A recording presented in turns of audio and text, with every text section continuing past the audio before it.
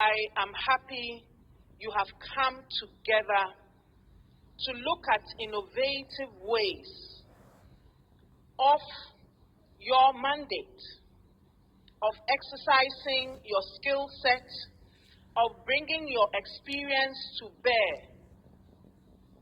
and also interrogating and reflecting and assessing the extent to which the roles you play in terms of your profession have a direct bearing on sustainable development and economic resilience in Ghana.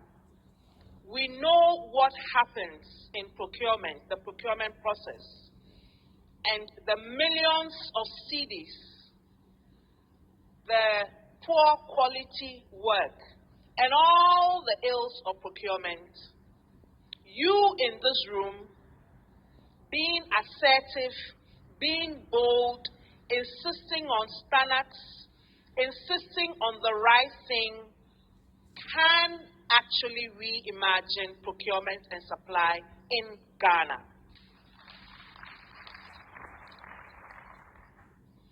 In this presentation, I spoke about the 4 pillars that we need in Ghana and the 4 pillars for the Code of Conduct for Public Officers. Rebuilding trust, 1. Maintaining a good public perception, 2. Upholding the highest ethical standards, 3. And managing conflicts of interest. These principles, ladies and gentlemen, are the standards by which public office holders are judged and should be judged. It is within the spirit of integrity and accountability that we must examine, interrogate, assess procurement and supply in Ghana. Procurement presents between 50 and 70% of public expenditure.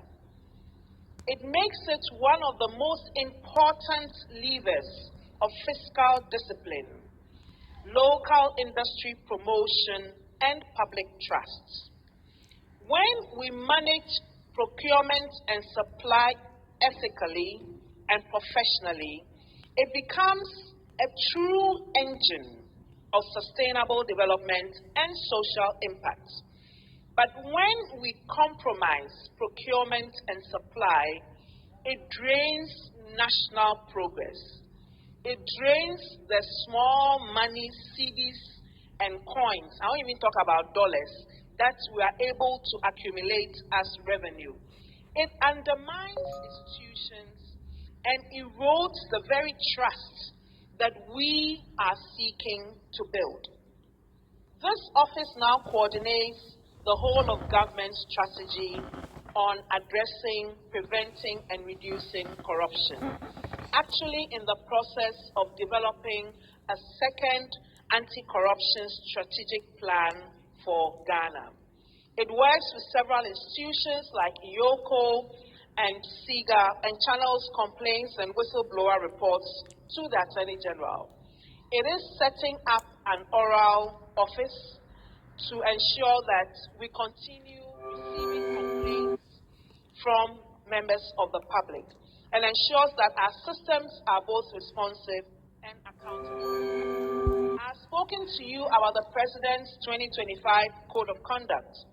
This applies to all public officers.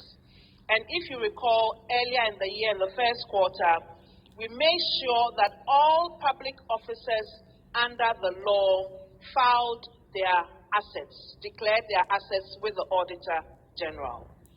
It's a pioneering measure, the Code of Conduct, to prohibit political appointees from acquiring state assets or engaging, for instance, in mining.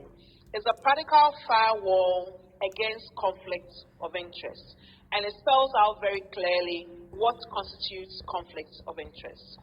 We have the AML-CFT Interministerial Committee. This strengthens Ghana's defenses against illicit finance by tracing, freezing, and recovering proceeds of corruption. The Bank of Ghana is at the forefront of UNCAC and NACAP implementation and ensuring policy coherence. I leave you with one challenge.